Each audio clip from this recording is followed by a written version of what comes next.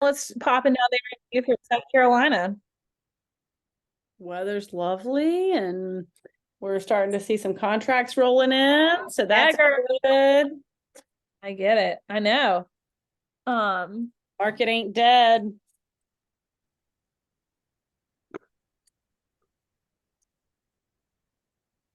yeah.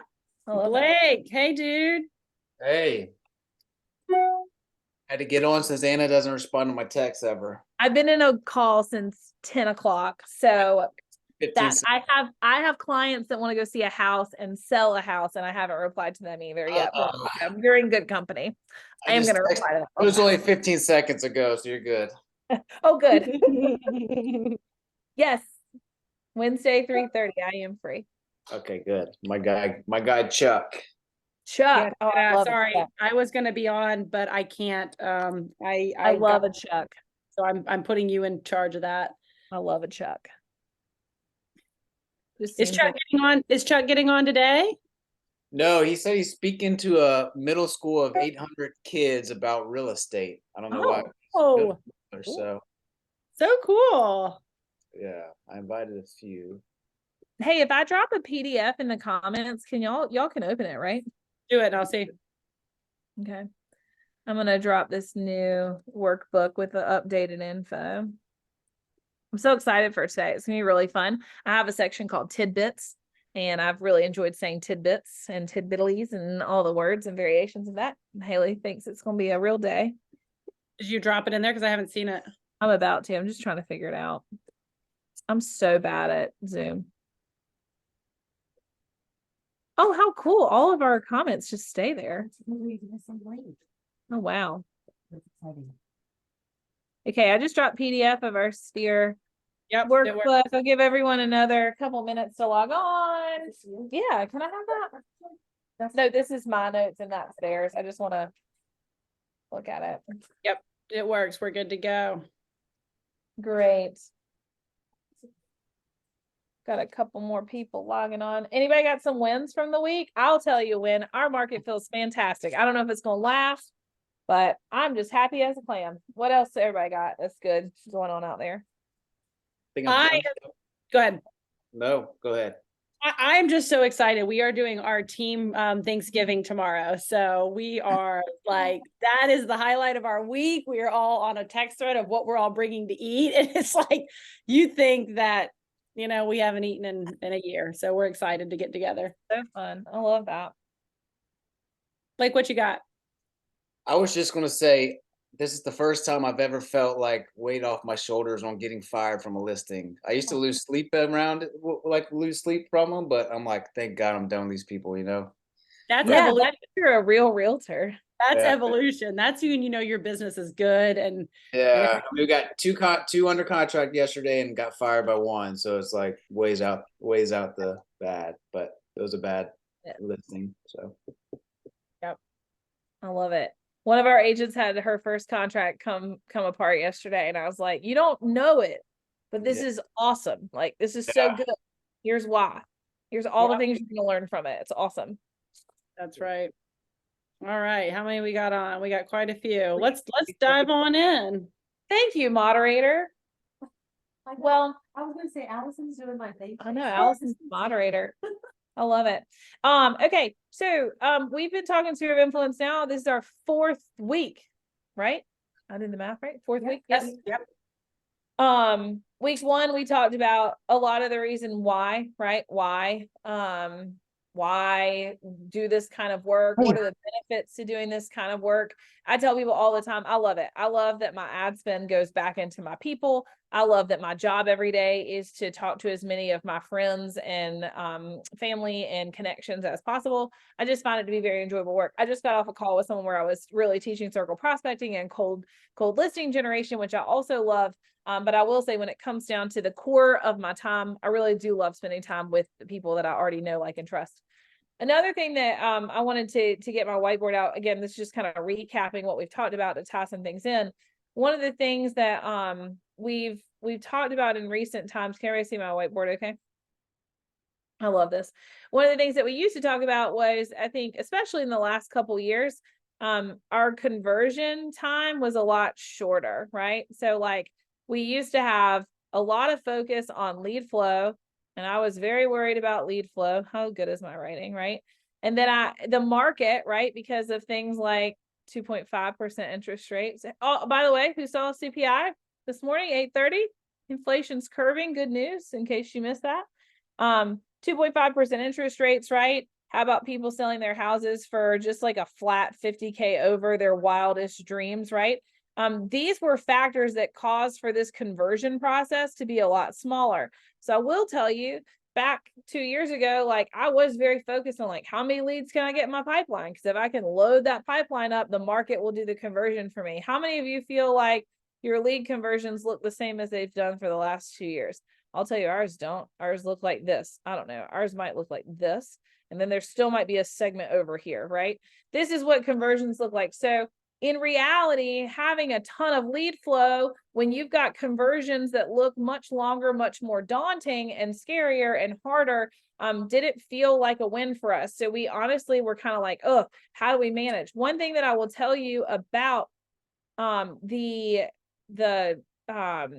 sphere of influence process is I truly believe that your conversion timeline with sphere of influence is like cut in half.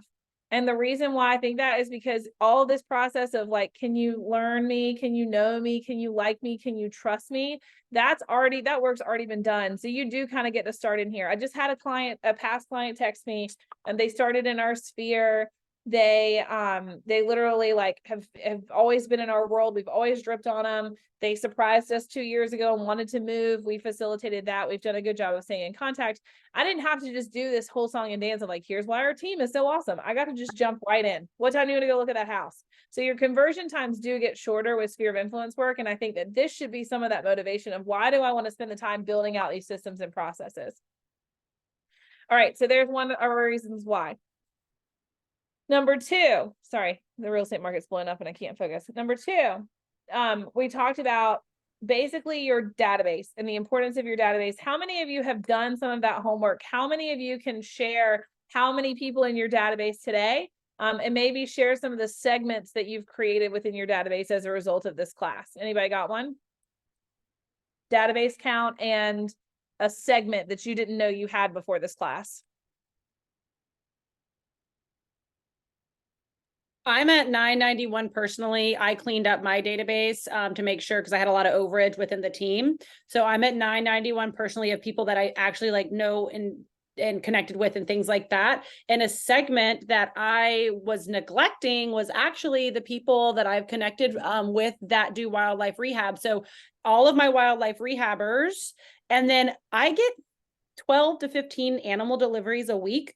Deliveries of people messaging me, bringing me animals and saying like, how can I give you money? How can I fund this? And I'm like, oh no, don't worry about it. Well, I have their number and I have their name because they're texting me, but I'm not using them as a resource, and I'm not putting them into my database as clients.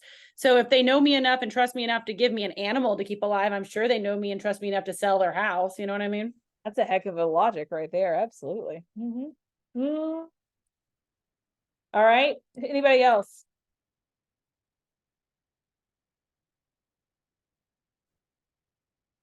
No, what I'm hearing is that everybody is just sitting here with their cameras on mute, and they're not leaning in, they're not learning, and they're not doing this at a high level. They're literally spending 1 hour every Tuesday at 11 o'clock to say that they did something, but to not actually do something. So I've been cleaning my database. Well, I can say this. Yeah, go. I've got a little over 800 in my database, and the ones that I haven't contacted are the people that I've built homes for in the past, because I was a builder, and every one of them knows people. And I've built over 100 houses in Beaufort County, so that's probably 100 people that I haven't really focused on. Mm-hmm. I guess it's time to focus on them. Opportunity. That's amazing. Sorry, I had to peer pressure you guys into talking. Who else is next? Okay, Allison, you don't have to be like that today. Did you have 2 cups or 3 cups of coffee this morning? Girl, I don't even have to be caffeinated to be sassy, okay? No, she does I not. know. But this Allison, is you what didn't I have to want to pressure me. say. You just scared the Uh, hell out of me. I want to say first and foremost, thanks Anna for putting this on. I still consider myself a very rookie realtor. I mean, I'm one closing away from getting out of the mentor program, but what I have found in going through my database, I create a lot of leads because I use Craigslist. That's something that you guys have left behind. So I'm utilizing all of the free tools with KB Core. So one of the segments of my population that I'm now going after is fellow agents like you guys that don't want to deal with renters. How about that? So if you get an email and you're an EXP agent, and you get an email from some crazy name kid to Sean, something, that's just me saying, hey, I help renters, and I'm with Home Partners of America and Landis for some renter-owned programs. So if you've got some castaways, I don't mind passing along a referral fee. I just want to help some people, and if we need to partner to do that, I'm with it. Kia, I love that. And I heard something yesterday that I did not know. We were talking about how the market shifted a lot, and we're going back to a lot of rental calls because we used to get those a lot when I first started. And I was with the lender, and I did not know this. I said, I felt so bad in 2015 and 2016 when I first got into real estate, and I would get calls for people that had Section 8 vouchers. And I didn't know anything about Section 8 vouchers and how to use it. And she said, did you know that South Carolina Housing has a program that if you have a Section 8 voucher for, let's say, $800, right? Your voucher's for $800, that voucher can be converted into a mortgage, which says they will give you that $800 a month towards your Yes. your mortgage payment. So Yes. everybody that we're calling and turning down because we don't do Section 8 or we don't know Section 8, we can get them in touch with any lender. They go through Section 8 or through the South Carolina Housing Program, and that lender can credit their deposit of their mortgage by that voucher amount. So if they're going to get $800, they'd get it towards their mortgage payment. Exactly. So I think that right now we have a unique opportunity to be as creative as we want to be. I just had a phone call with someone in my universe this morning. She's like, "Oh, Kia, I think I'm going to wait to the spring market, and I'm concerned about politics." I said, "Okay, so you want to just start competing with all these other people? You're prepared to pay 25K over?" I said, "You do understand that this market and the market that they're describing are not the same. We have 75 to 100 people coming here every day. So my thing is we have to lean in on, in my small experience, but in some of you guys, your vast experience of going through the roller coaster to say, okay, what does this feel like? And then what can I take from that I can help somebody with today so that they understand that time really is of the essence when we're talking about purchasing a house. We can't build them quick enough." Go Kia, I love this. Anybody else got any wins this week? What do you got in your database? How many in your database? And what missing segment have you found through doing this sphere of influence training? Kristen. Oh, sorry, I'm doing this. All right, am I on? Sorry, You are. I'm doing it from my phone, which I never do, and so I can't find any of the buttons on the phone. So I actually was inspired by one of our teammates last week who is killing it with her database. But so I've got 355 in mine, but I'm still just kind of going back through and just trying to clean it up because mine's very disorganized. A lot of that is just random like farm pull-ins, and but a lot of my farm pull-ins also are kind of my inner sphere also because they're essentially neighbors. So just trying to go through and rank them. And I found a fun little way, or she showed me a fun little way in Follow Up Boss on how to do the rankings and stuff. So that's been my goal, is to go back through and kind of clean all those up. So I've got a lot of different, I guess, categories. And so I'm just trying to like narrow them down into smaller subsections. Like I've got a big group of people that are potential investors, kind of kids going off to college. Anna and I've talked a lot about this. So potential for second home or investment home properties in college towns, that kind of thing. So just trying to like really create small little subsections within my database so I can do, instead of a big mailer or something, maybe smaller groups for those kind of things. So working on it. Well, Working I'll tell on it. you guys, doing this, and I knew this would happen. One of the reasons why I wanted to teach this course is because in the craziness of our team growing and all the things this year, I got away from a lot of these core activities that I know changed my business for the better. And so I wanted to say thank you guys, because I've had a really fun week being more intentional with my conversations, making sure that my note cards were going out. I have a funny Sphere edition I wanted to share you. So we have buyers under contract, and I sent them crumble cookies, but I got the wrong address and I sent it to their neighbor at 121 Writing Rock instead of 122. And then the neighbors took the cookies. So I actually just connected with the neighbors because I pulled their info, sent them a handwritten card, sent them an invite to come get a free pie since they already got some free cookies. And now I have a new database edition. And you know what they are? They're renters as well, looking to purchase a home. So you just never know when that weird sphere of influence ad you're going to make is going to be your next paycheck. So, okay. So today, my first section is really fun. It's called tidbits, because I had a bunch of random little popcorn things that I knew I wanted to make sure we covered, but I couldn't figure out where they went. So I created a category for all the random things. So our first thing that we're going to jump in is just some random little pieces of advice that I have learned over the years selling real estate to my sphere of influence that I think can help you guys move this needle forward. So let's jump right in. It is in your workbook, which is that PDF that I dropped in there, but you can take notes just anywhere. My first tidbit is talking about a lender partnership.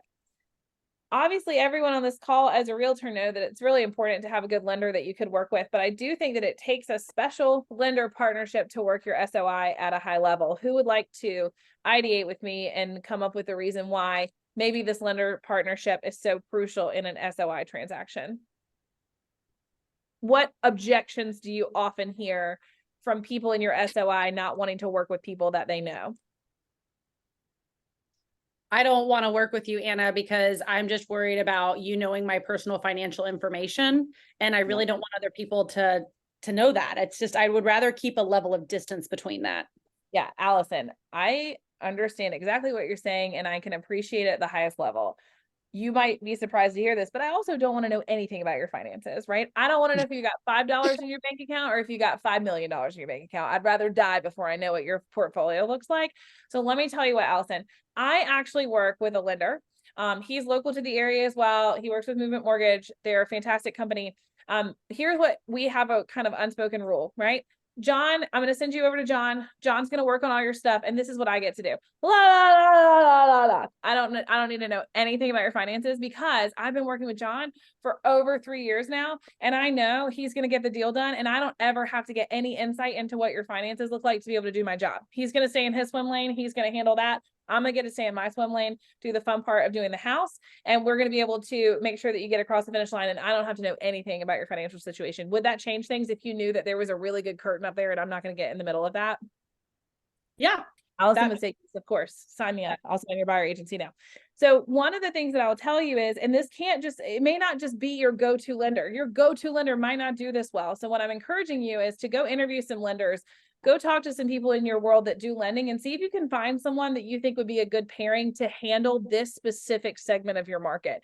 Because I know John and I work very well on this front. He tells me things. Yeah, he tells me things that I need to know that are pertinent, but we have a relationship where my people never know that I'm in the weeds on any of that stuff ever. Right. And so my first thing to you is go find that lendership partner that's going to help you be able to create a relationship that you can then just send your folks off to over here, because that is a very common objection. How many of you, raise your hand, have ever gotten that objection? They don't want to work with you because they don't want you to be that close to their stuff.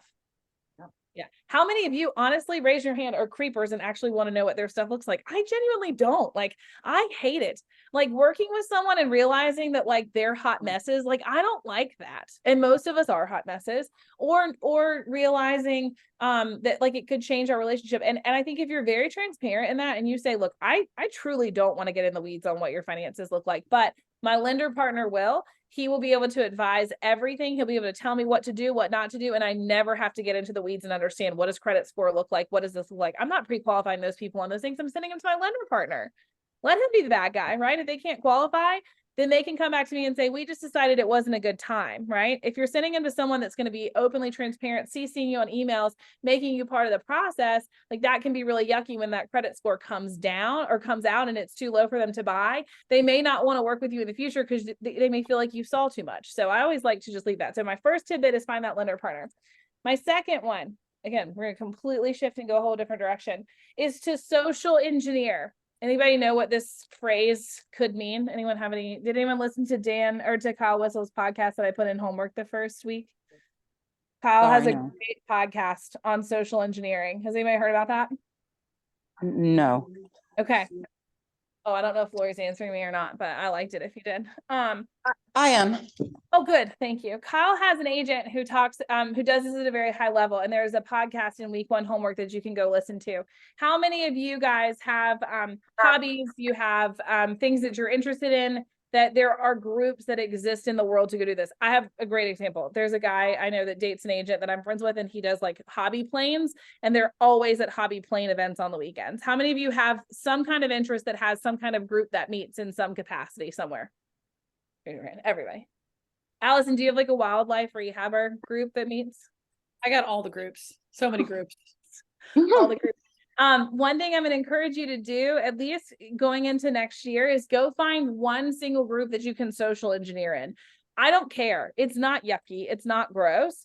Don't go join a knitting club if you've never knitted before, like, unless you really want to learn, then that's fine. Don't go take an art class if you think art's dumb. Like, don't go get out of your comfort zone. But I would say for 2024, I think one of the best things that you can do to probably pick up 2 or 3 deals is go say yes to an invitation to join a group. Go show up once a week for 6 weeks to some kind of class. Go do something like that, and go with the sole purpose of knowing that the reason that you're going is for business reasons. How many of us do that already? Most of us will go because it's fun, but we won't go with the mindset of, I'm going into this for a business purpose. So I would tell you to use that psychology to kind of social engineer situations. Don't wait to be in rooms with people. Go put yourself in rooms with people. Does that make sense? Yes. Thanks, Lori. You're hired. All right. Tidbit number 3 is nonprofit profits. How many of you like to give back to your community? You don't have to raise your hand if you genuinely don't. That's fine. But how many of you like to give back to your community? How many of you like the idea of giving back to your community, even if you don't like doing that work? Yeah. I will tell you that when we're working on building a database of people that know, like, and trust us, do you want to know how much faster they know, like, and trust you if they feel like your values are aligned because you're volunteering at a nonprofit together? Now think about this. Some people will say this is yucky, and I don't care. I think you're wrong. If you think it's yucky to go show up in a nonprofit for the sole purpose of getting business, I think you've missed the mark altogether. Go show up in the nonprofit. You're going to spend your time procrastinating doing work somewhere, right? You're going to not make your calls somewhere on your couch, in your office, wherever it may be. Why don't you just not make your calls somewhere where you're giving back to the community and positioning yourself to meet people? I know this seems really simple, but I think what people miss is, like, they're looking for opportunities to go give back, and they're separating it from what your daily activity should look like. This is why I think sphere work is so much fun. I posted in my group the other day, our MMIA, which is a military missions in action, had a golf tournament. They were looking for volunteers. I posted that in general chatter. Do I think it's great if we pick up some volunteers for MMIA? Absolutely. But did I really see it as an opportunity for some of our agents to go network and meet people that potentially may turn into sphere, that could potentially turn into clients or at least refers? Absolutely. One of the things that you get from working in this, like, kind of nonprofit for the community kind of environment is you are setting yourself up as someone that's known, liked, and trusted right off the bat. So again, it can shorten your conversion. So I would encourage you, again, find in the next year 1 or 2 places in your community that have a group that is a 501c3 that is forward facing in the community, and go donate your time there. And I know, Blake, you're like a hardcore dialer, and I think that's awesome. One of the things for those of you that struggle with time blocking those activities, go replace it with this. Go replace it with this, because you're going to procrastinate doing your work one way or the other. So this is a double whammy. You can get back to the community and you can build. let's stop for a second and I want to take some feedback. Where do you guys work during the week? Where do you work? Where are you, Allison? I go between my office and the actual office, but I am Yeah. sitting in a chair at a Your desk. house. I'm in my office. Andrew, where are you? My office. Your office? Yes, ma'am. Blake, are you at your home office? My home office. Yeah, I don't get work done when I go to the office with the Greco group. Can't imagine why. Kristen, you're at home. I see your house.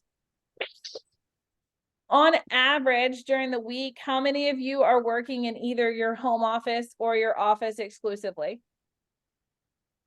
Okay. How many people in your world walk into your office or your home office once a week? How many visitors do you get into those spaces during the week? Zero. Zero. Oh. Now, again, I pick on Blake because I know he's like a legitimate call. Like sometimes Blake can't go take calls at a coffee shop. He's not going to go dial expireds in a coffee shop. I don't know. You might could with your earpods. I don't know. But most of us on this call, again, we're spirit driven. We're more more relational people. What if you swapped your office work day 2 times a week and you went and put yourself out in a place where people could find you? Examples, coffee shops, right? In your community. Like this is silly, but like maybe go to the library. I think that's fun. I might do that this week, actually, now that I've said it out loud. What are Amy, do you have your hand raised or are you just like raising it like me? Do you need No, sorry. Yeah, I was saying me. No worries.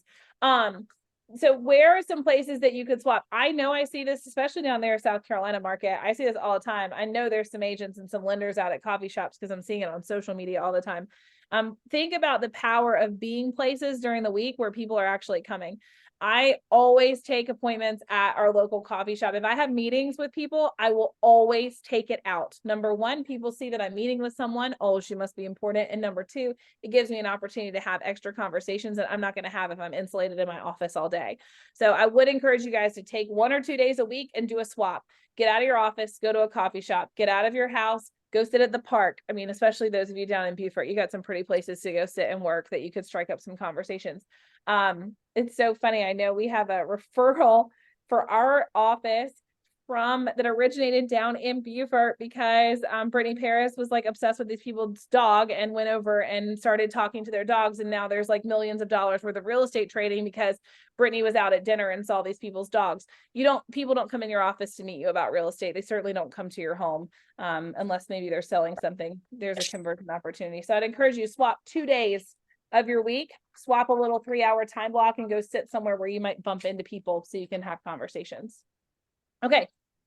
How many of you, probably not a lot if you're in this class, did anybody here have like a referral program? Like if you send me a referral, then you know X, Y, and Z is going to happen. Anybody have a program in their business for referrals? Anybody have one agent to agent? Anybody have an agent to agent referral program? David, you're raising your hand.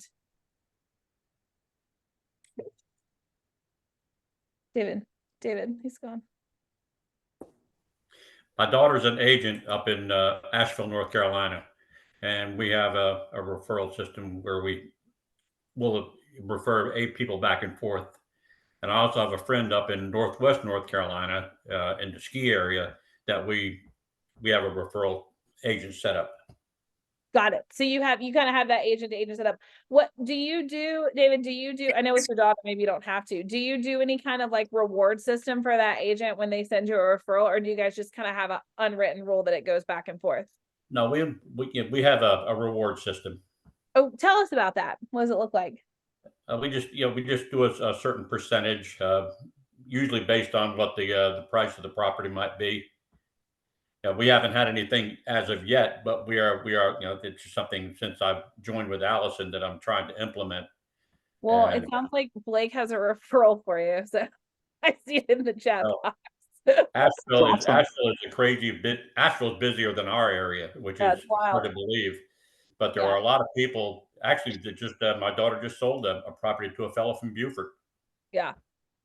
Yeah. So I'm connecting the dots really quick. Look in the chat box because Blake wants to get connected with your daughter because his seller is moving to Asheville. So he wants to get her a referral in Asheville. So make sure that you connect with Blake.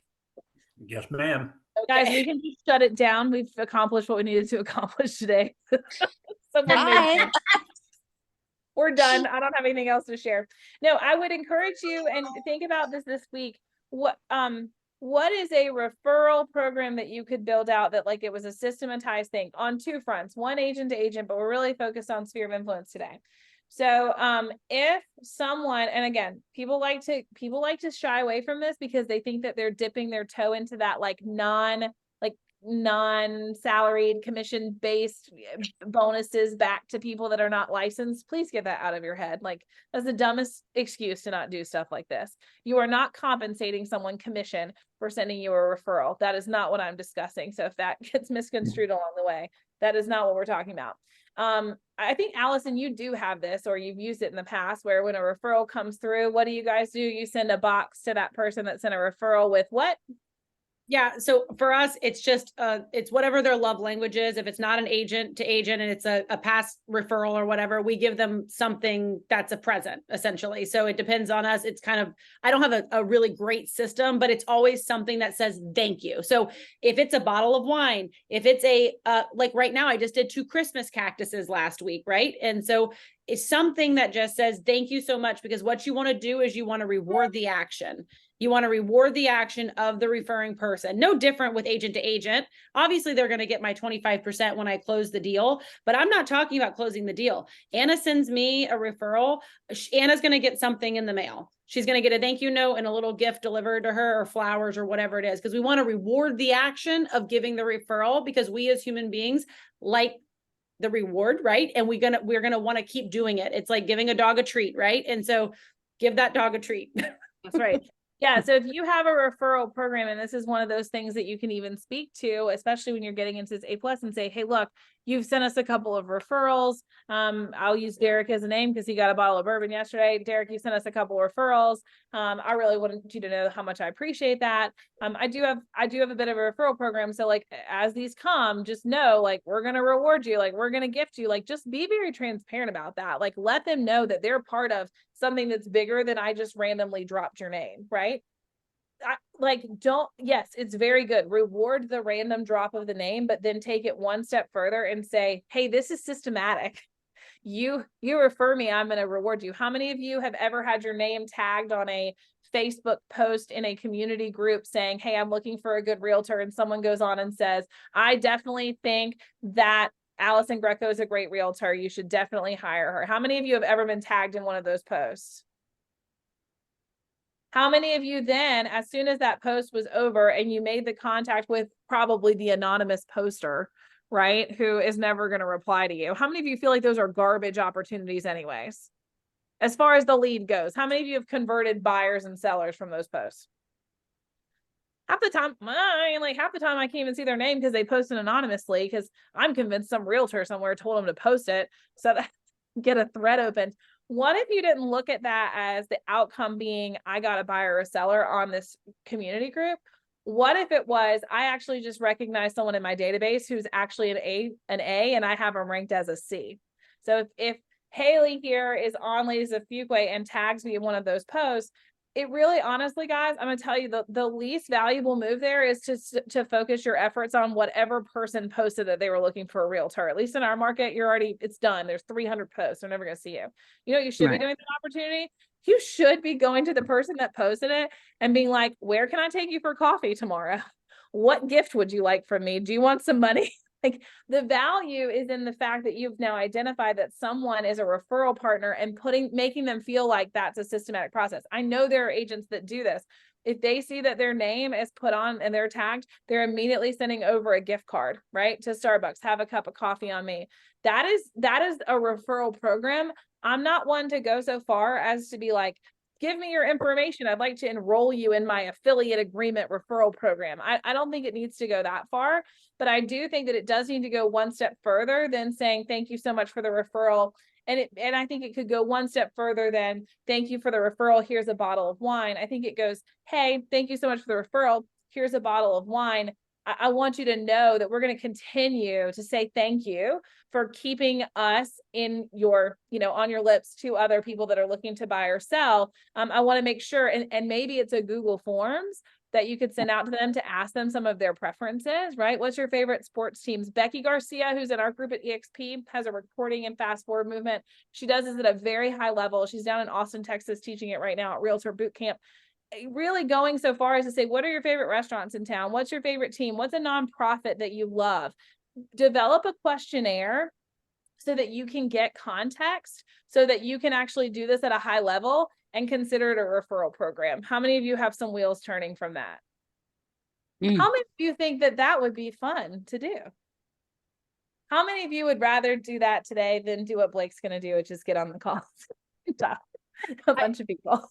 I heard somewhere that this girl at the end of every year, agents in like local enough markets, but also her past clients that refer her, she does a little event at the end of the year, and it's just like a little cocktail party, and it's just for people that gave her referrals. And it's just like a small little cocktail party, and she invites everybody that gave her referrals, and basically it's just a way to say thank you, to love on them and thank you for the referrals. Yeah. Don't make it a one-off, make it systematic. Again, I don't think you have to have a web page for your referral program, right? I don't think it needs to be that buttoned up.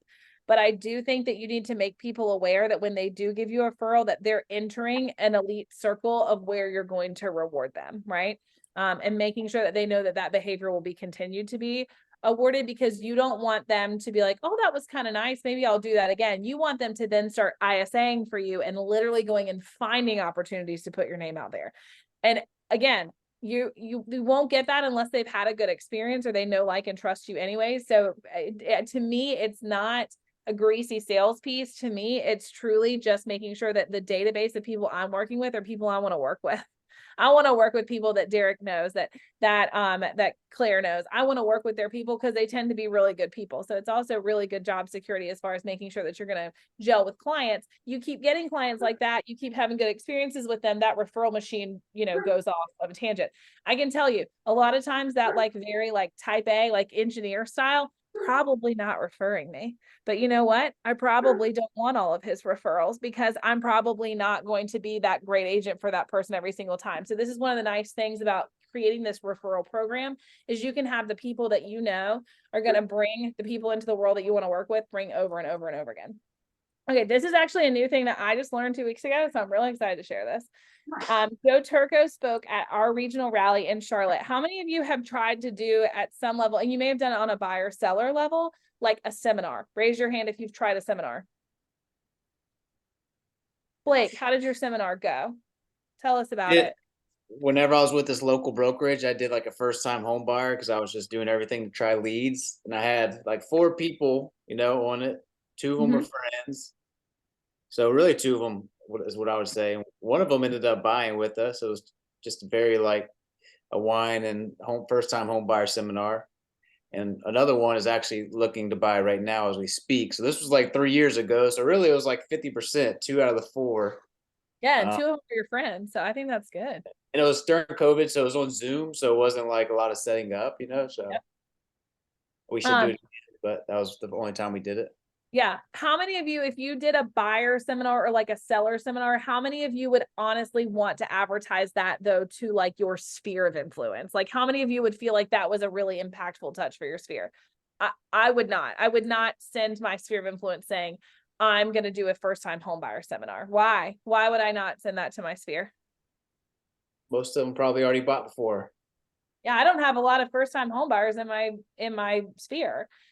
So one of the things that Joe was talking about, it was actually coming from a luxury perspective. We're going to get him on to our Wednesday call in 2 weeks for him to really elaborate on this. But one of the things he talked about is, what if you did seminars that did interest your database? And he is in Boston. And so those of you in South Carolina on the coast, I'm going to give you a really good nugget because I thought it was genius. He did a seminar that talked about seawall legislation and zoning in impacts on seawalls and things like that. He threw a seminar on that educational item because tidbit number 6 is educational events. And that he said the feedback that he got from that was insane, right? Because so many of his sphere of influence is impacted by properties that are on the water. They were genuinely interested in that information. There was no buying or selling component whatsoever. It was just strictly from an educational perspective. How many of you are resonating with that? How many of you think that that's something that you could definitely do in your market? Yeah. You guys down there, like when he told me that, I was like, that is the most genius thing I've ever heard. We have in Wake County, for those of you up here, we have our new tax assessment coming in this coming year, right? We used to have it every 8 years. Now we have it every 4 years. Big metro areas in North Carolina can be reassessed every 4 years. Instead of a new home buyer or a seller seminar or something like that, that's very run of the mill, what if you actually try to focus on some kind of educational piece that reaches across your sphere? How many of your sphere owners are homeowners? How many of them may be interested in learning about the process of how homes are assessed? How often the legislation that changes, how often you could do that. So trying to find events that you can host that are educational, that reach across multiple segments of your sphere that aren't focused on what we usually see, which is lead gen, buyer or sellers, but actually get into issues that are like causing your community a problem or a problem that needs to be solved. If you were on Story Brand last week, you know I'm obsessed with finding the problems, and let's talk about those the most. So they'll talk about your brand. So trying to find something that you can latch onto to do from an educational standpoint that has nothing to do with buying and selling, that's just educating people that live in your community. That one was a big takeaway for me 2 weeks ago, because my brain has never worked like that, right? I've never thought about doing an event that was educational based for people that live in our community that don't have buyer or seller needs. What an incredible touch. Now, I'll follow that up with tidbit 7, which is a little bit more fun, and that's the fellowship events. And that's something Allison was just kind of alluding to. One thing I want you to take away from this is that the fellowship event is the secondary piece. What do you think is the most important? My team will know the answer to this. What is the most important part about creating a fellowship event? The invite. The invite. Dan Beer talks about this all the time. Who gives a shit if they come and pick up your $2 Costco pie? We don't care. We don't care. If we have a bunch of pies left over, we'll take them to the, to the food pantry. You're getting your pies for $2? Yeah, those punches are like $3 a piece. They're nuts, man. Like $11 a pie. No, dog. You gotta hit up the Costco. They are literally, I think, $2.50 a pie when you order them at I think we're ordering like 200 and some pies. And we order a sticker from stickers.com. Last year it was this really cute picture of me and John, our lender, and I think John was the chef and I was the turkey. It was really funny. Can't take ourselves too seriously, right? Like not like a beautiful monogram, but like a complete joke of a sticker. People love them. So I'm sure we'll be creating something fancy here shortly. But yeah, who cares about the pie? No one cares about the pie. No one cares. It is the invitation. I thought you were talking about Little Debbie's. No, I'm talking about full-blown Costco pies. Inflation has not caught up with those suckers. They're still cheap. So what we focus on, though, because we focus on outcomes a lot of times, is we're so worried about, well, did Sue come and pick up a pie? Does Sue want a pie? That's dumb. Why is Sue going to drive 30 minutes to come pick up a Costco pie? She lives behind Costco. That's so dumb. Why would she ever do that? That's what our brains do. But the reality of it is the invitation gives you the license, especially for those of you that have database contacts that you need to connect with and you don't know how because you have not talked to them in so long. Listen, some of my best college clients, I've sucked the last year and I've not stayed in contact with them well. I saw both of them were running in the Richmond Marathon this past weekend, and I was like, thank God, like I have a reason to text both of you at the same time and let some pressure off. Like I screw it up too, guys, like all the time. Kristen sold Matt a house 2 years ago, a year ago. Is it a year ago? Over a year. Oh gosh. Anyways, I was so thankful that I caught that on social media and was like, oh, thank God I have a reason to text these people because you screw it up so much. Blake just commented that was your Q4 calls. Invite to the oyster roast. That's great. You had an event. Who cares if they showed up? You had a reason to call them. How did your oyster roast go, by the way? It looks great. It went good, but only out of the however many people I called, about 7 or 8, showed up. But first time ever, it turned out well. So, but yeah, that's what I called and invited, and I'm trying to be a lot more intentional with like asking for referrals at the end of the conversation. So yeah, a lot of agents will procrastinate getting the event plans because they'll be so like, it'll be such an insurmountable task to like coordinate the event. The event doesn't matter. It is the invitation, and it's using the invitation as leverage to make a call, to send them an email, to send a text message, to stay on them for 2 or 3 weeks prior to that event, to get back in their world because you have something to offer them. They're not coming for the Costco pie. They're just not. And then my tidbit number 8 is social media. And that will segment us into a whole section that we're going to talk about with sphere of influence and social media. How many on this call, just curious, feel like you use social media at a pretty high level? I just want to see like how many of us feel like social media at a high level. Allison, really? I feel like your social media has looked really good.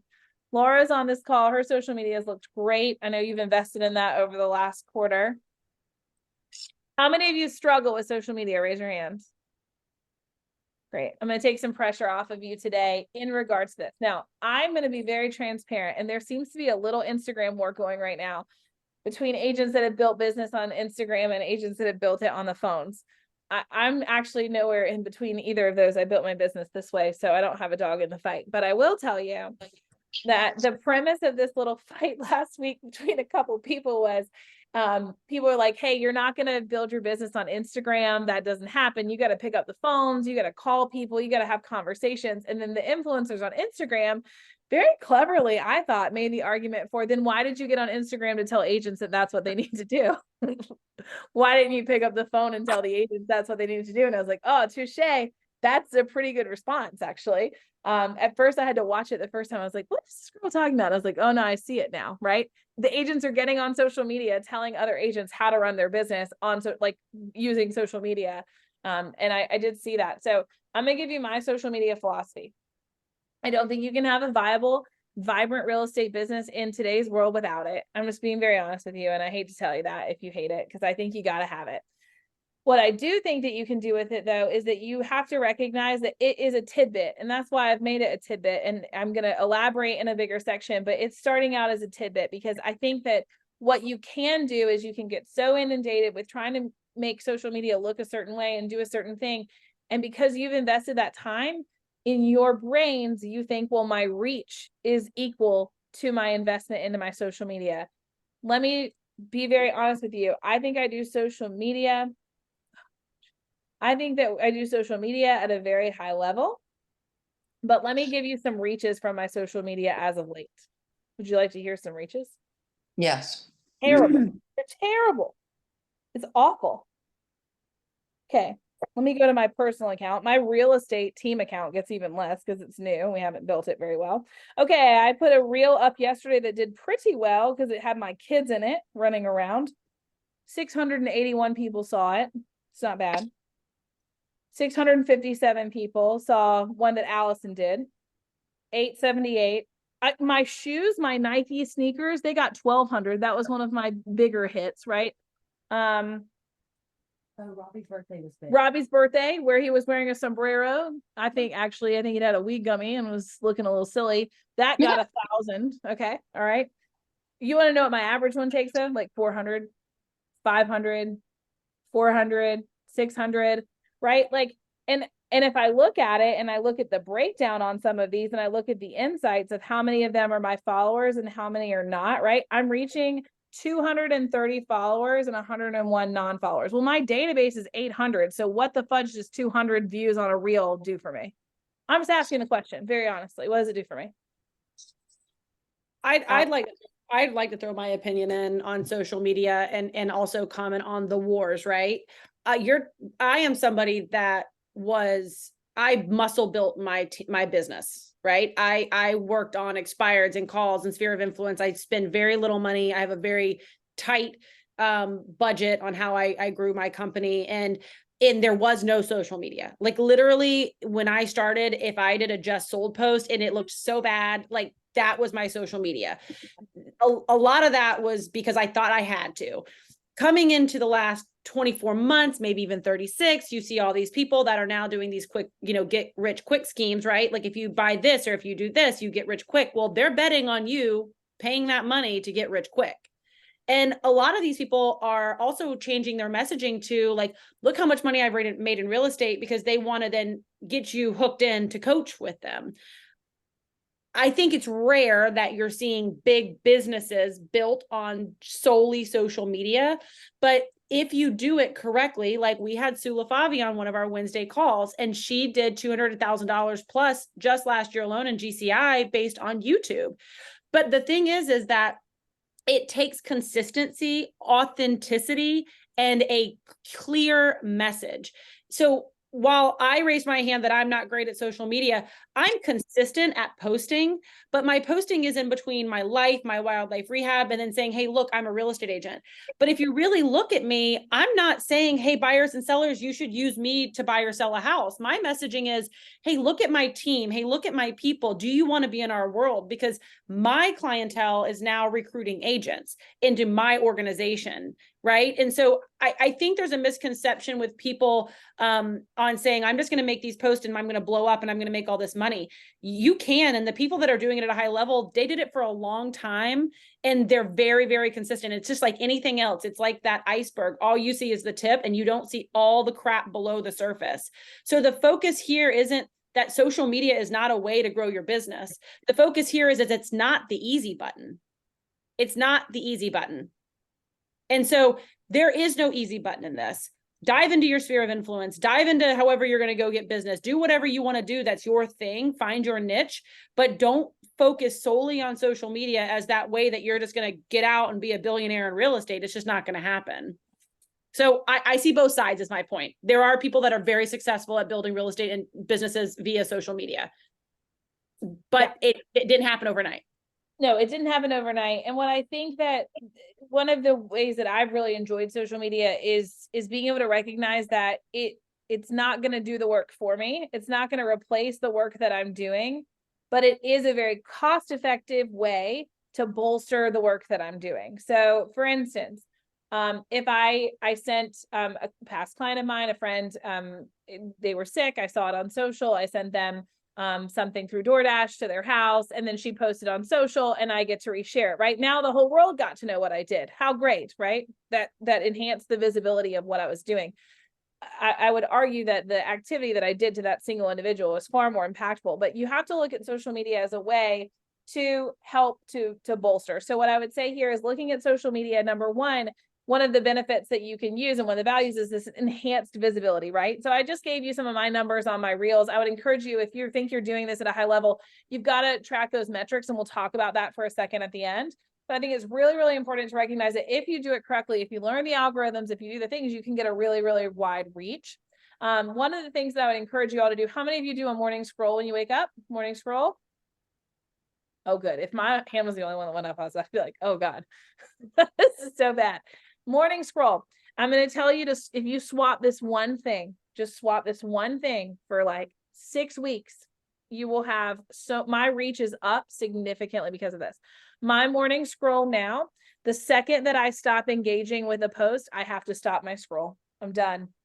So if I'm sitting there and I'm actively scrolling for more than like 5-6 seconds and I'm not stopping to comment, stopping to like, stopping to save, stopping to share, I have to stop my scroll. I stop my own scroll.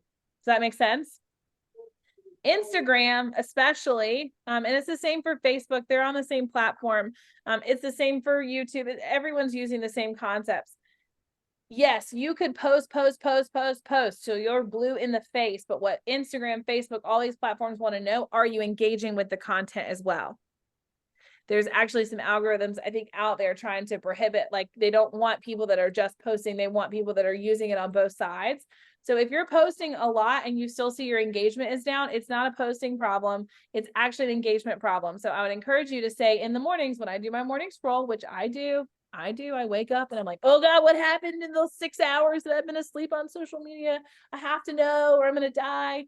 Absolutely nothing's happened, but I have made that part of the day, not at night. I'm too tired to think about it at night. I don't want to worry about it at night. In the mornings, when I'm trying to set up my day to be intentional, my morning scroll is strictly to help me build my followers, to build my reach, to make sure that I'm more impactful. So the second that I'm not interacting anymore with it, meaning I'm not commenting, I'm not liking, I'm not sharing, I'm not posting, I'm not sending a message, then I'm done. The other thing I do is I have to get 4 personal touches from that scroll every morning.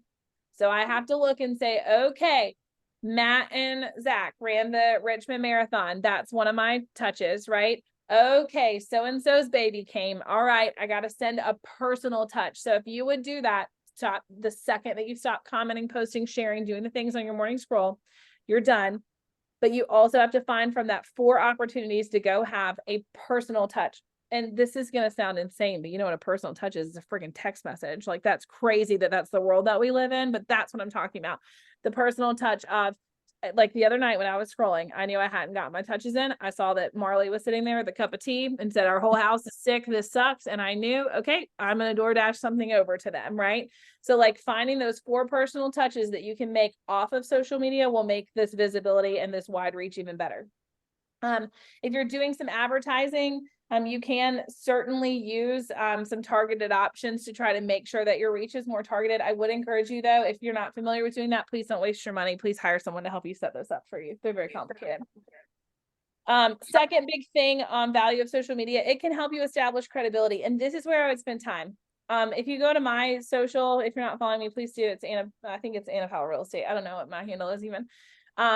I didn't really want to post about the CPI report this morning. Like I really wanted to get ready for this class. I didn't want to fiddle with the freaking green screen. Like I didn't feel like messing with it. But what I did know about that post, and this is what gets so important because it helps you understand what to post, is I knew my last couple posts, if I look at my mix, have been my kids playing in the backyard yesterday, which I loved getting to post that. I love that I'll have that somewhere where I can always go back and see it. Before that, it was more agent recruitment stuff. Before that, it was just being at EXP. Before that, it was my shoes. And what I realized what I was missing more recently was some kind of really good market data. I knew that that was something that I needed. And so this morning when the CPI report came out, I knew, hey, this is a really good opportunity to get this content to help me establish the credibility.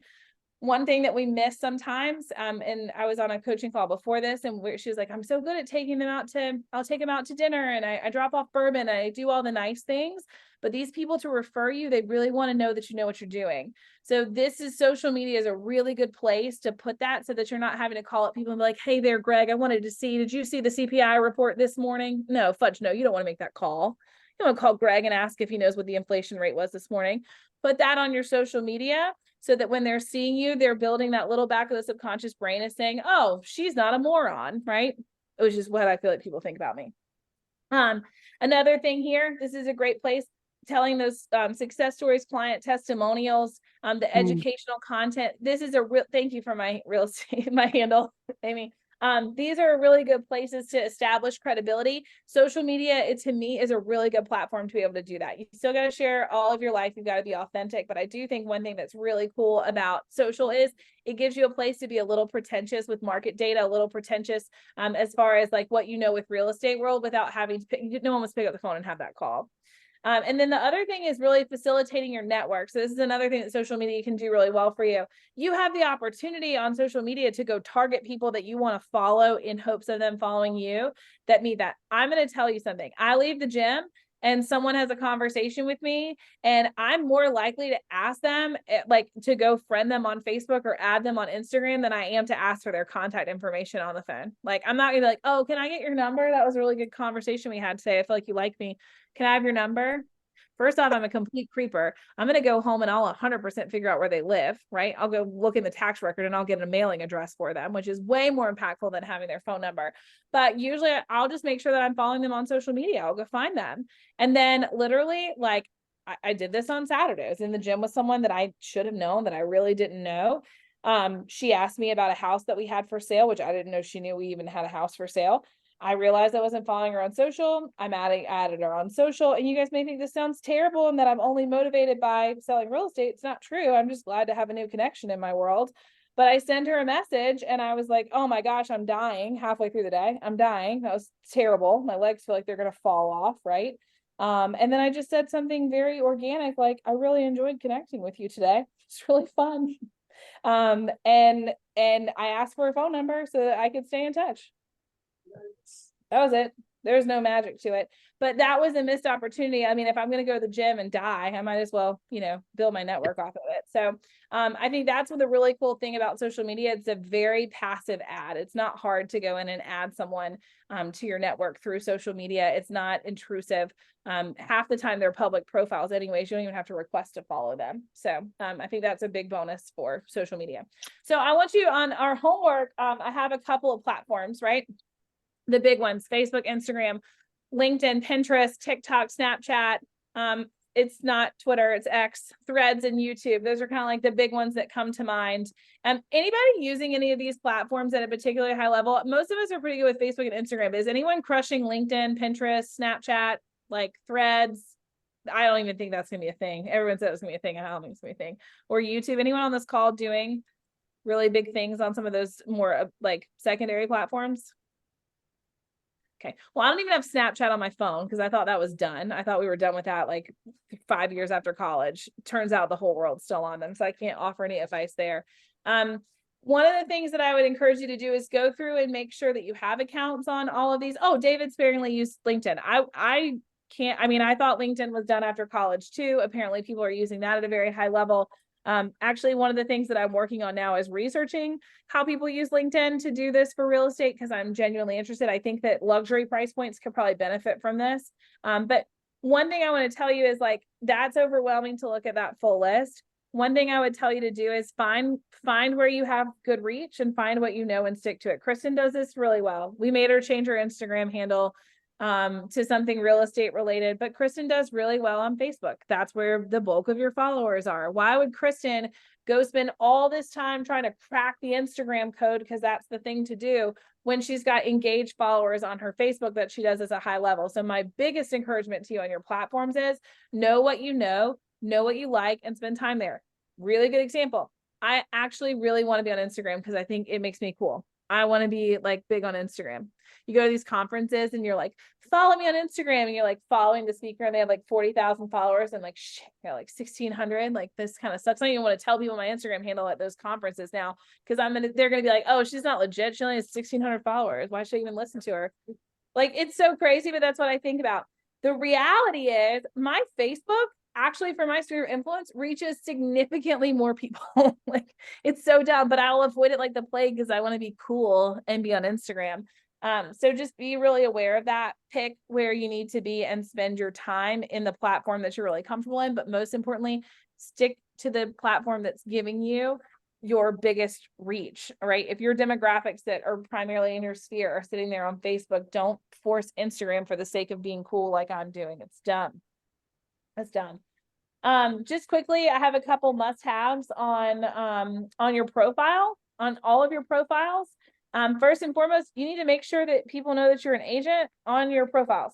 I know that sounds really crazy, but that is true. It's very important that people know exactly what it is you're doing. So one of the things that I think to focus on there is just making sure that you've got a good, if you're on Facebook, a really high quality image on your cover photo. Make sure that it's emulating what people you want people to know you for. Use a professional headshot. One of the things on Instagram that they say is really crucial, and you'll look at mine, it's not this way, but is to get the background remover and put a solid color behind your face. It's a really big thing for a lot of people on Instagram on that profile photo. Making sure that you're updating cover photos regularly. Again, this sucks. I had a picture of me, Robbie, and Trip from when he was like a year old for like 90,000 years. Like, literally, like, you would have thought he was like a brand new kid for like 5 years of my life, because I never updated. In fact, I don't even know if people knew I had twins, because I never posted them. I never posted their picture. Our team worked on this a couple weeks back. We did like a little 2-hour like power hour on our bios, but making sure that your bios are clear, both on all the platforms that you're sitting on, making sure that you've got your unique selling points there and some kind of little personal touch that makes you not a robot, right? And then make sure that your contact information is easy to find. This is so crazy. I don't know why this is so crazy, but if you're in real estate sales and people can't find your phone number within a couple seconds, like, I don't know what to tell you. Like, just get off social media, because like that is got to be absolutely central. You cannot make it complicated for people to find your information, or that fleeting moment of maybe I'll touch base with that person will fall to the wayside. They're not going to Google you and go find you. They don't care that much. And then I think being able to link out to your website using links at a high level, especially on Instagram, is pretty huge. LinkedIn, David, you said you were doing this a little bit, but I think making sure that you're professional in education and certifications, all of those things need to be in LinkedIn. If you're using LinkedIn, the worst thing you can do is put a LinkedIn link somewhere on your website or on your, email signature, and then have nothing updated on your LinkedIn. If you're going to do it, go ahead and make sure you get all those credentials in. And then really just making sure that that stuff gets updated regularly. If you have a post pinned from something about due diligence somewhere from 2 years ago that's not relevant to the market anymore, just being cognizant to make sure that you're updating some things. And then I think it is important to have some consistent branding. So picking some colors, picking some fonts that you constantly are using. When that scroll is happening, you want people to be able to recognize it's you without ever having to think about it. So I know, our green color, we've gone to a more modern, like black and white recently. And so we're having to rebuild some of that recognition, but having some kind of consistency into that branding. What social media questions do you have before we go into this last little box of high levels? Anything? I'm not a social media expert, so I'll probably take your question down and ask a social media expert. I did throw in the homework for those of you that struggle with social media. I did pop in a list of 20 generic post ideas. The biggest thing that we're going to talk about is this consistency with your branding and just consistency with social media. That's one of the key takeaways from our social media section. It doesn't have to be great. It just has to be consistent. I don't know if anyone can speak to that. I can. I can spend time trying to generate really high level content, and the craziest, stupidest thing will be the thing that catches people's eyes, like my freaking shoes last week. It was nuts. I thought it was a dumb, honestly, I'm gonna be very honest with you. The things that I posted that I thought were the dumbest are the things people have liked the most. I don't know if that says a lot about the people that are following me on social media, or if it just says a lot about my brain. I will also tell you that the ones that I actually let ChatGPT write my Instagram post that I thought this is so dumb, but I'm too tired to edit it, those are also the ones that got the most engagement because the hooks were strong. Like, I could sit here and prophetically write out some beautiful content. I was going to do it the other day.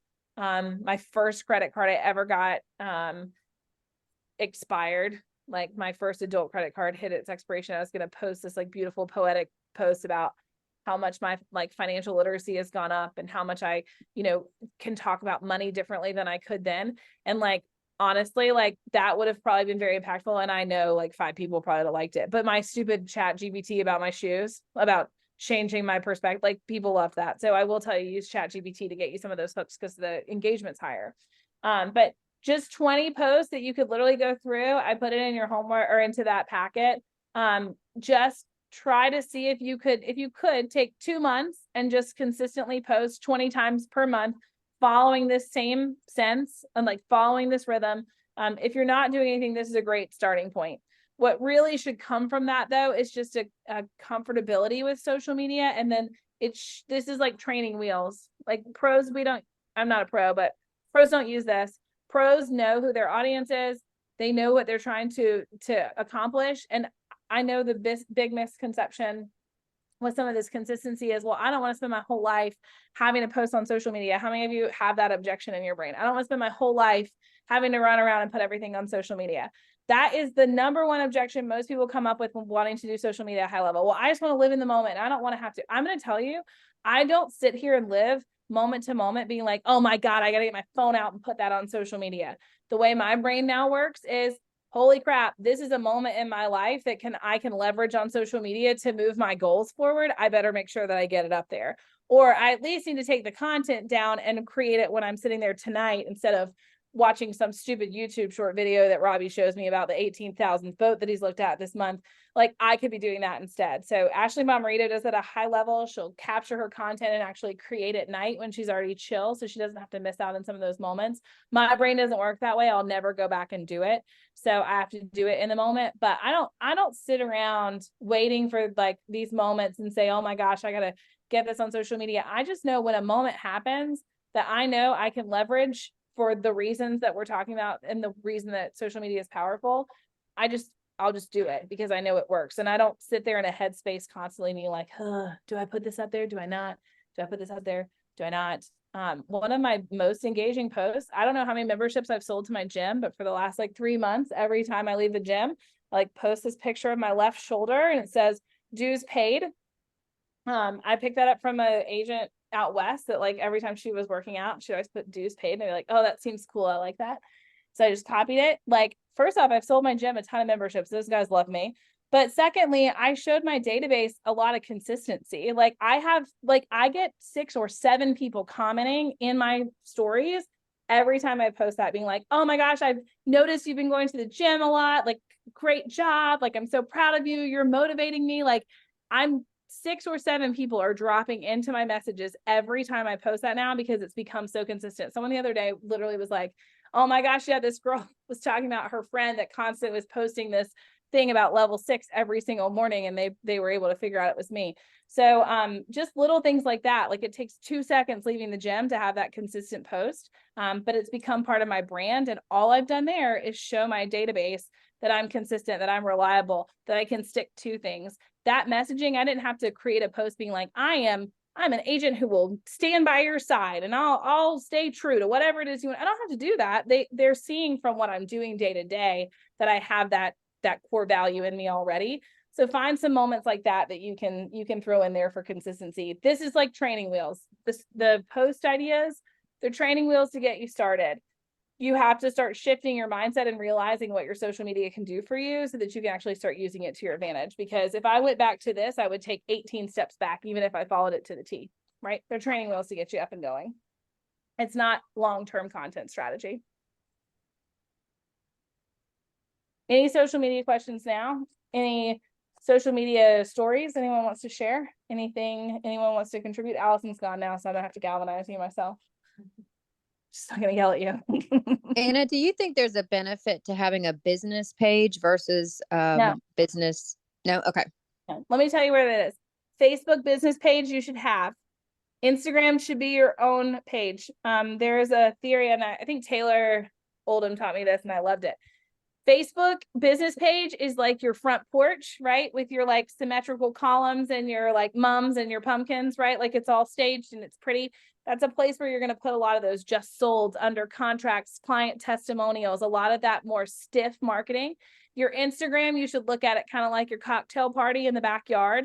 So it's a little bit more intimate. You're cutting loose a little bit. You're showing, you know what I'm saying? Like, it's a different structure. So I do think a Facebook business page is essential because it's one of the places people will go check you out. They'll check your Google reviews. They'll check you out on Facebook. So you want that business page that's very controlled, symmetrical, clean, neat. But I think your Instagram, I don't think you should ever have a separate page unless you have gotten to a place where you have a team, you have multiple people that are part of that brand that you want to give them a more formal outlet on Instagram. But no, as an individual agent, I don't think there's ever a reason to have a business page and a personal page. I'd say grow an influencer page that's separate of you before you grow like Amy Sylvia Real Estate. Does that make sense? Like, if you wanted to grow an influencer page that was like, I have one, I don't use it. One day I'll have time, but I have like ITJ inside the Judd. It's like a page kind of spoofing our ITB in Raleigh here in Fuquay. And the goal was to be able to produce like local content. Those all day long, like a local influencers page, absolutely. But a separate real estate business page, I think, is dumb. Cool. Thanks. Any other questions? God, who would have thought it talking about social media in front of people? I was so bad at it. When I came to EXP 2 years ago, I was so bad at it. In fact, one of my favorite things I was looking forward to the most was Ashley Bomarito, my sponsor, because she's awesome at social media, and I could not wait for her to influence mine, which she has. She's made me better. Wendy, do you have anything to add on social media? I see you sitting there in the dark. Wendy's in the car with Charlie. Sorry. Hey, Charlie. What's up? Hi. Highlight of my day. No, I think just consistency. I think that really matters. I can't speak to it right now, but consistency. There you go. We have a great recording on our YouTube page, Empowered Agents, that talks about YouTube. Sula Fabi does this at a high level. One thing I love about YouTube is sometimes for agents, it's pretty easy to cut a mid-form video. You could probably go and talk about your downtown district for 4 to 5 minutes. You could probably talk about interest rates for 4 to 5 minutes. If you can cut a 4 to 5 minute video, there's a lot of tools out there will help you whittle that down into smaller videos. Opus Clips AI is my favorite. So I can take an hour-long masterclass that I might teach on the computer, do that recording, drop it into Opus Clips, and it'll cut me those social media clips that I need. Phil Stringer taught me that trick. So if you're really struggling to come up with content and you just are like, I really want to get consistent fast, the best way to do that is to go cut a 4 to 5 minute video on your phone, go pick your downtown, go pick a local business, go pick some topic. I mean, you could talk about local municipal elections and the outcomes of that. You could talk about interest rates, like go find something interesting, cut a video 4 to 5 minutes, get it uploaded to a YouTube channel. First off, if your YouTube channel is under that same email as whatever your business page looks like, that's going to help your SEO anyways. You guys all know I love a multi-valued function. So YouTube is going to actually help your SEO and drive more traffic to your website anyways. But secondary to that is you can then take that video, put it into Opus Clips, and it'll give you a handful of really great clips with the captions already there, ready to go, that you can go upload onto Instagram, Facebook, YouTube Shorts, places like that. So you're getting a couple different items for just cutting a 5 to 6 minute video. For most people, sitting down and talking about something for 5 to 6 minutes is not terribly daunting. If it is for you, go find someone on your team, go find a lender, go find an insurance agent, go find someone else in your home inspector, go find someone else in your world and do like an interview. But that's one of the best places to get short form video consistently, is to do it from a longer form video. And I'm sure you can chat GPT it. You could say, hey, chat GPT, give me a list of 15 5-minute video scripts for YouTube for a real estate agent, talking about interest rates, talking about, lending practices, talking about how to pick your favorite home, and chat GPT will just create it for you. No problem. Easy peasy.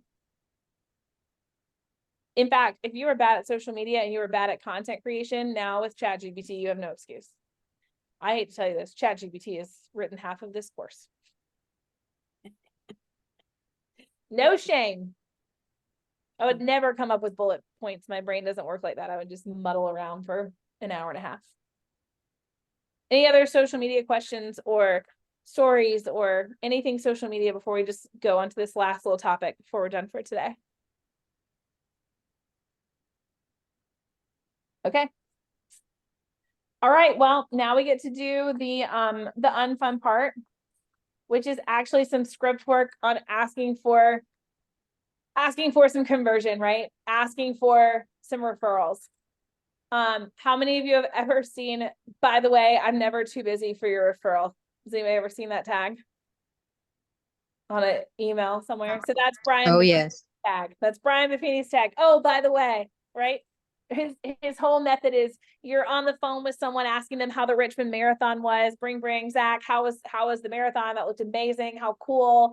Oh, how's Nicole? Oh, the bar looks so great at your house. I saw you resodded the backyard. Also amazing. And then right before you get the phone, oh, by the way, I'm never too busy for your referrals.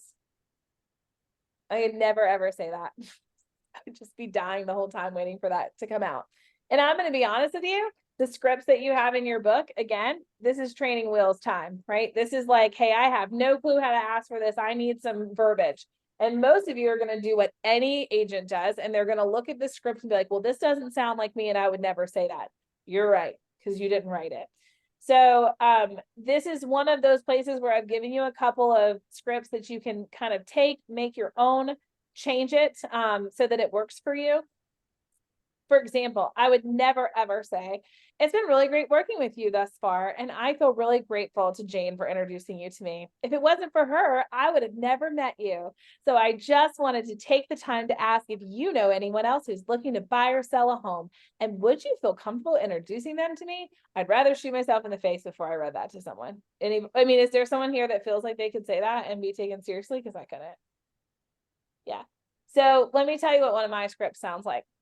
Listen, the reason that you're working with me is because Claire sent you your information. I'm just gonna be very honest with you. I pretty much only work this way. I don't do a lot of ad spend. I'm not paying for a lot of leads online. In fact, we just recently started paying for leads. Like my bread and butter is working with people that we have known for a long time. I'm just curious. Do you know anyone that is looking to move that you might be open to introducing me to so that I can continue to work this way? Who liked this one? And who liked that one? Yeah, that one's so much better. But here's the reality of it is, and I'm assuming Jessica's still on, like Laura, you're on, like what I just said might not sound good in your mouth either. Like that might be too casual for the brand that you bring every day. It sounds just like me, very kind of like, you know, like off the cuff, very quick. That's my brand. If that doesn't sound like you, then my script's not going to work for you either. So I think the big thing you have to get down to are what are the components of a script? And that's what I want to spend a little bit of time on. What are the components of the script that you need to build? Number one, someone summarize, what are you asking them for externally? If we go back into StoryBrand, what are you asking for externally?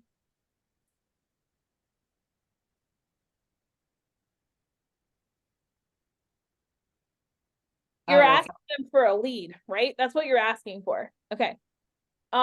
Okay. Well, I have one question for you. How many of you feel like leads are super, super, super easy to come by? I don't feel like leads are super easy to come by. I think that they take time and they're hard to get and they're not free flowing. So number one, you're asking them for something that I don't think is an abundance in the universe anyways, right? If leads were easy to come by, why do we pay what we pay for them? Correct? Everyone buy that argument? Mm-hmm. Okay, so you're asking them for something that's kind of hard for them to probably come up with. How many of you right this minute know somebody in your network that's planning to buy or sell? Okay. So why do you think that just because they're doing it, they're going to magically know someone right this minute that's going to buy or sell? No, they're not. So one of the things that you have to do is, and even if so, how many of you guys have a hard time sometimes identifying leads within your database? How many of you miss opportunities because you didn't read the signs that said this person was thinking about buying or selling because you didn't qualify them? You think a non-real estate agent knows who in their network's about to buy or sell? No way. So I think asking them for an introduction to someone is a waste of time. Like just, if you just say, I'd like you, could you introduce me to someone? Well, the chances are they don't have anyone. The better thing, and this is a Phil Jones process, is to really get down to say, hey, I really enjoyed actually getting you moved back into Wake County. I know that was really important to you guys to have your kids back in the Wake County school system.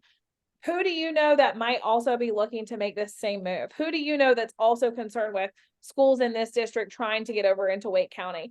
And is there someone that I could have a conversation with that could help them understand the differences between these two school systems? See the difference in that ask? I'm not asking them who do they think that's going to buy and sell. I'm asking them who has the same problem that you have that brought me here. So who's working with a client right now that has a specific move? Laura, I know you have one. You have two.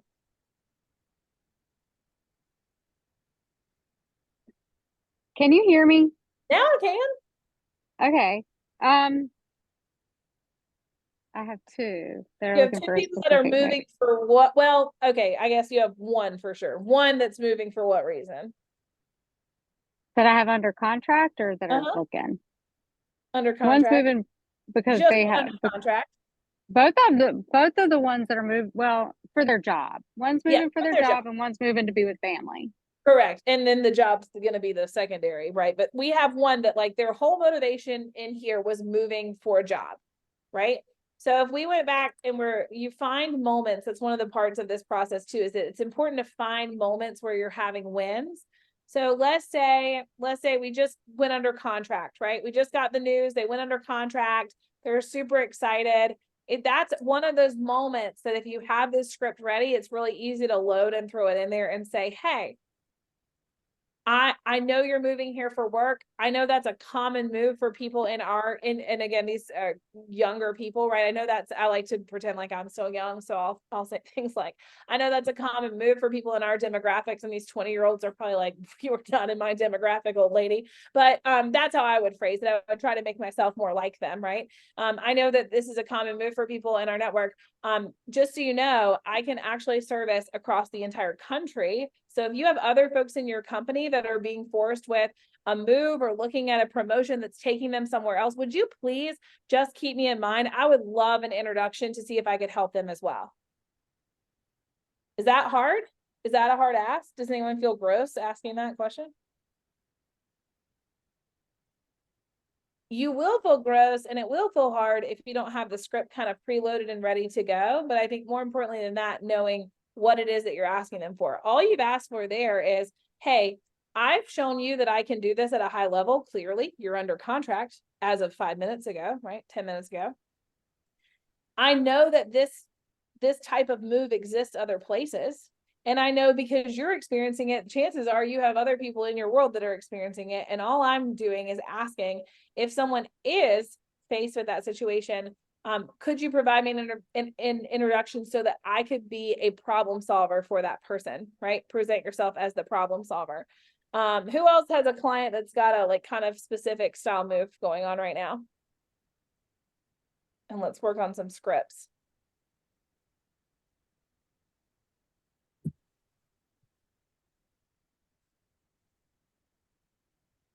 Hey, sorry, I've been driving. I just got Oh, stopped. hey girl. It's so good to see your face. Good to see you. I've got a client that is ready to purchase right now. She moved across country for she was going through a divorce, moved back home to be close to family. I love that. So, I mean, yeah, who else do you know is getting a divorce so I can help them, right? That's Maybe not that one. That was a joke. That was a joke.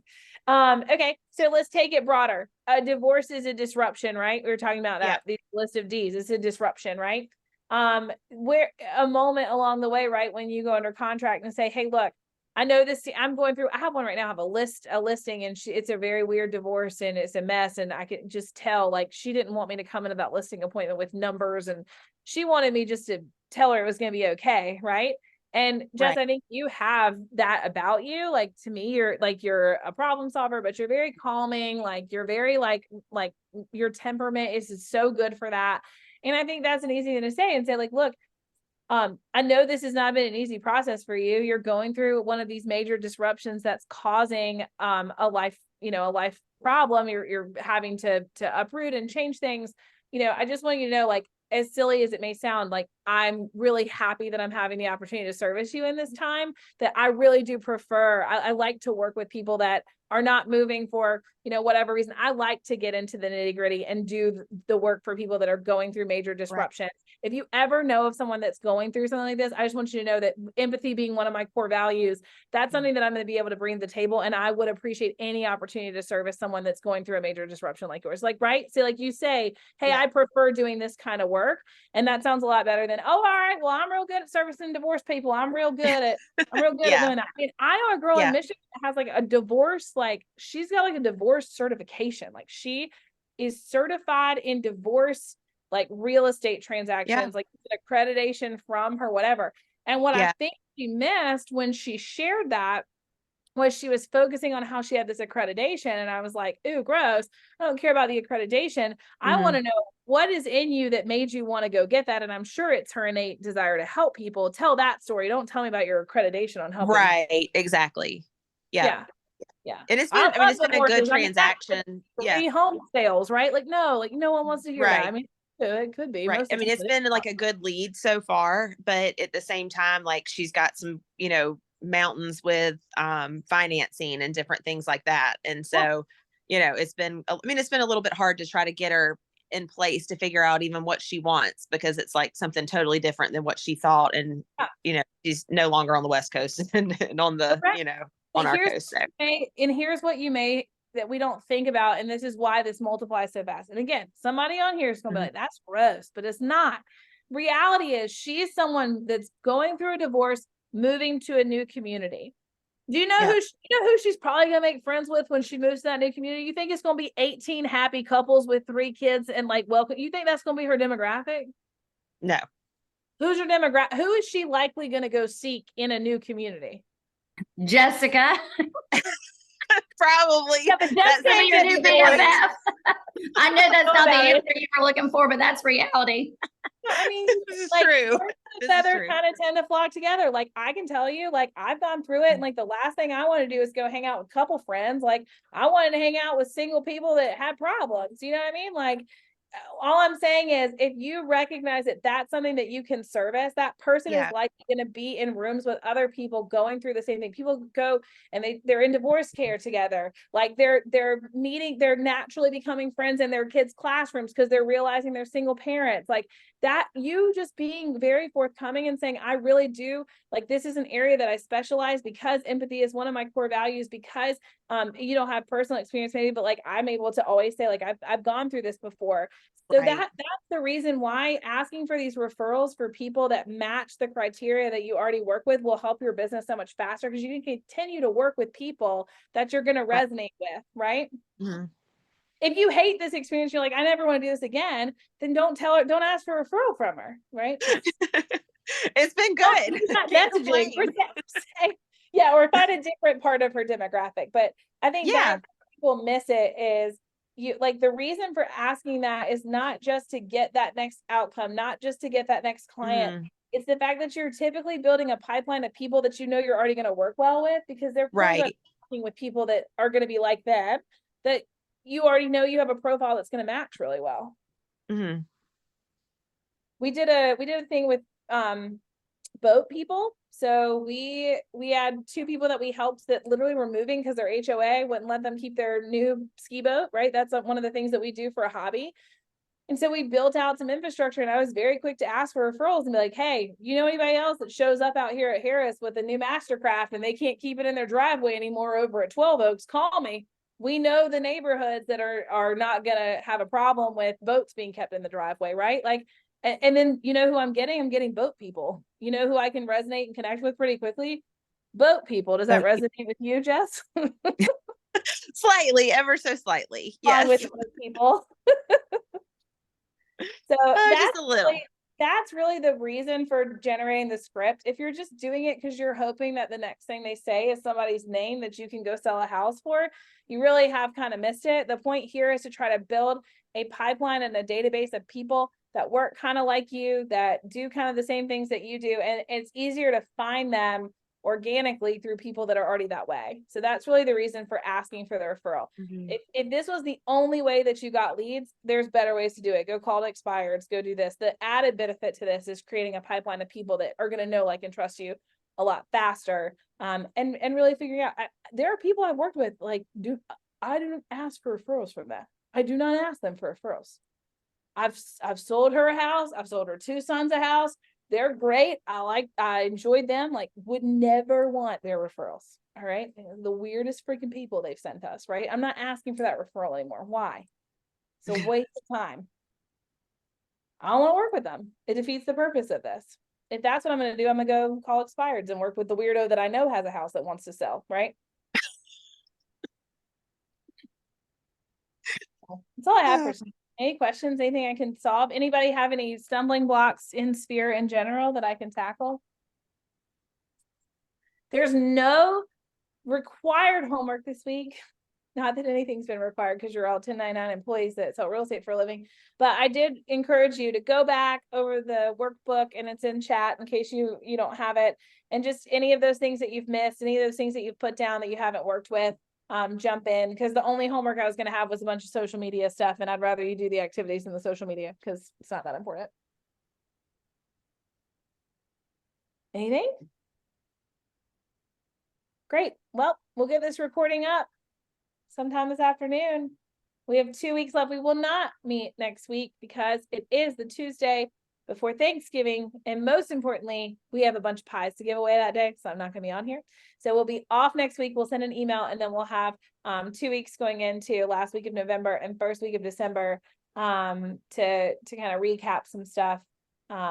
Make sure you guys have everything you need. We're actually going to talk about some buyer seller strategies when working with your Sphere next week, and just some other helpful things we've learned along the way.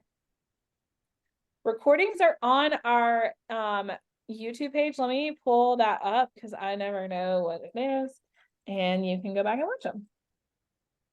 Great question, Cindy. Let me go to our channel. Are you trying to do the website? No, I just do the YouTube link. There's on that page, you can go back and any of our Wednesday mastermind calls are on there. It's a really good, I mean, shameless plug, follow us on YouTube, give us a subscribe. But you can go back and watch everything from this class thus far up until today. All of our Wednesday calls are there. And then we actually have one of our conferences got hurricaned out down in Charleston. And so literally we have the entire conference recorded from YouTube, on YouTube, including Phil Stringer's talk. So, I mean, like, it's kind of expensive to go hear Phil talk.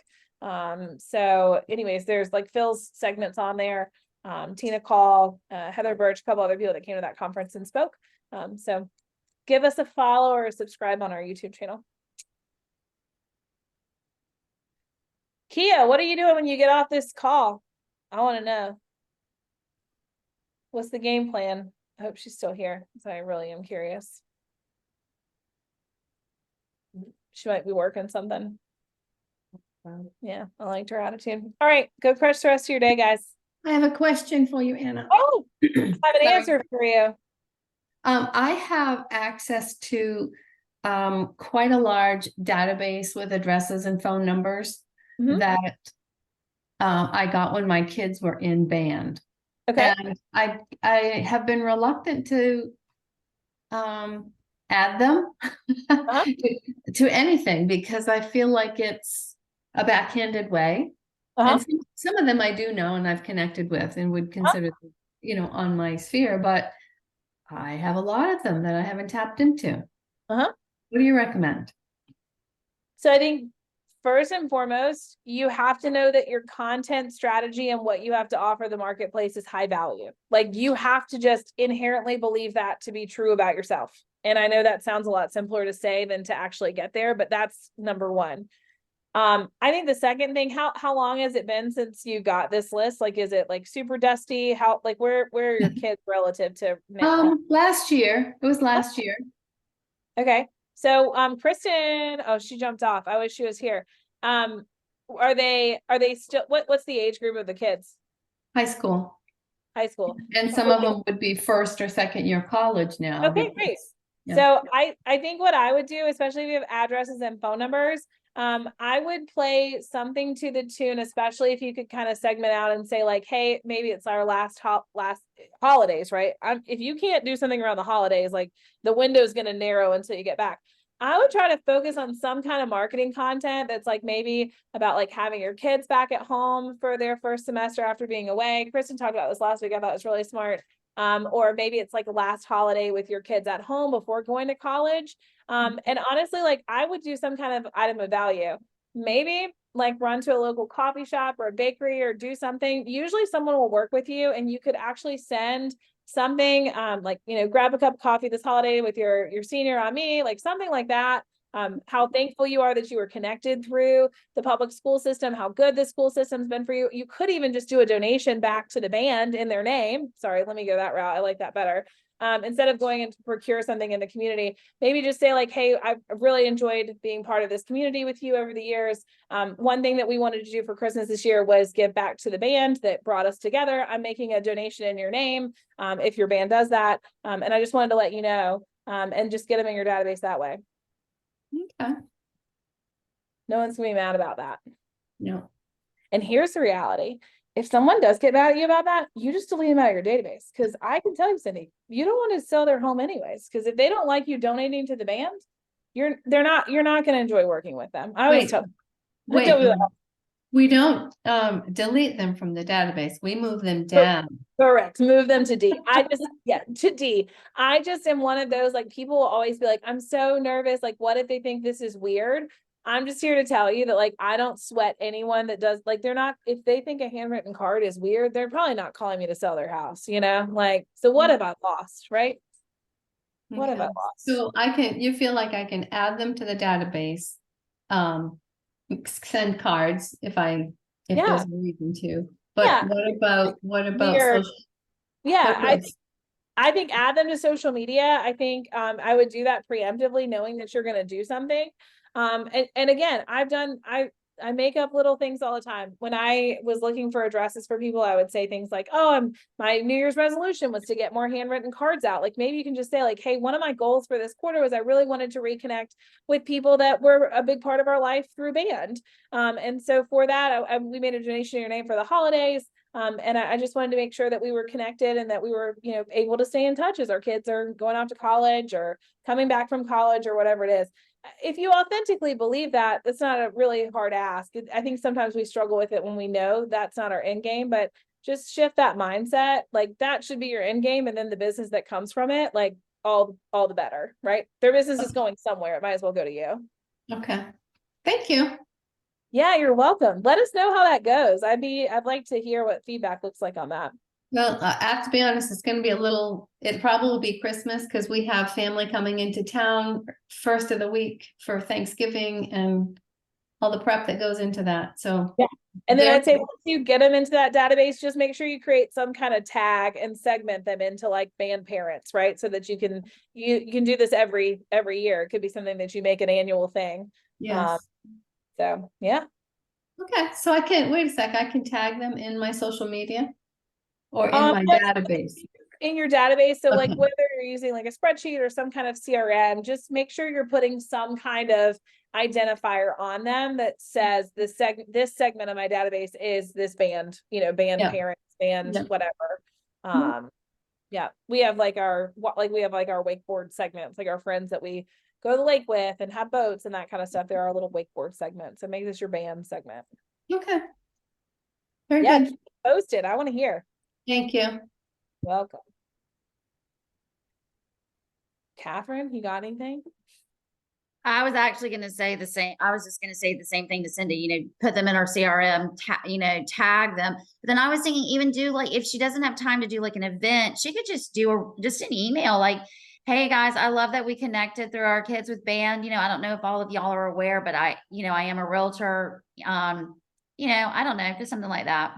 Mm-hmm. Yeah, I think the only thing you never want to do is, in my opinion, is you don't want to get someone into a database and then like the first touch they get from you be some like weird, like not that. No, that's fine, Catherine. What you're saying is like if your like my first mailer, my first newsletter for January is always like, it's a little bit market heavy. It's kind of like, here's the equity gains that Wake County had over the year. Like the only thing you want to avoid is like letting that be your first touch. Like you want to make sure that you get something ahead of like it. You just don't want to get them in the database onto some of this automation work and like have the first thing they get from you be something market related where they have no context. Because that will kind of make them be like, why the fudge is she sending me this? And you're starting on a rockier path. My point is always make sure that the first touch is highly personal. And I think that email served that purpose 100%. Catherine, I think you were right.